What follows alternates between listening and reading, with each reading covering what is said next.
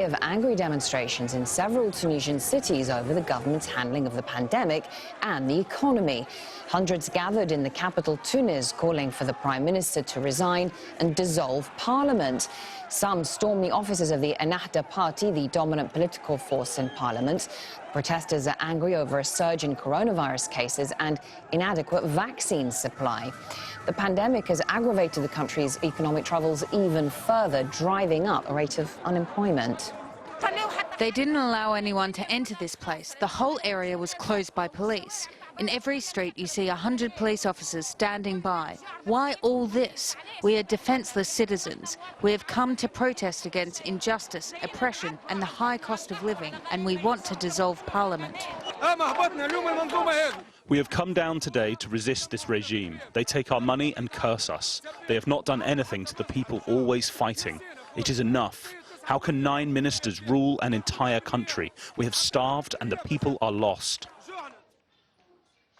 Well, Rabab Alawi is a journalist in Tunis who was at the protests earlier on. She joins us now via Skype. So developments are moving quite swiftly this evening.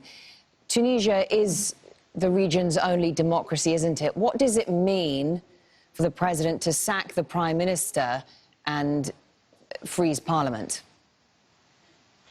Hello. First of all, this is not a surprise. President Kais Saied already threatened to dissolve the parliament and to dissolve the parliament and also to sack the prime minister Hisham el-Meshishi.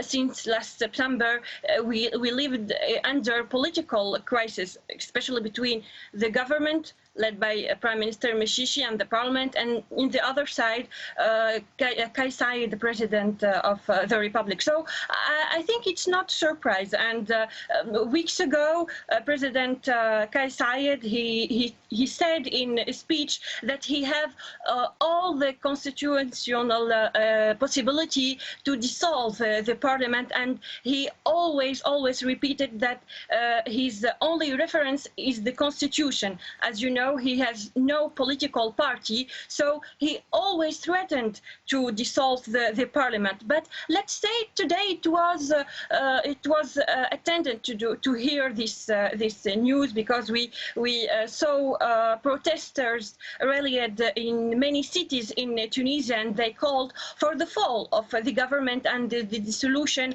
of the parliament. They blamed both the government and the parliament for the deterioration of the situation in Tunisia. So I think it's not a surprise.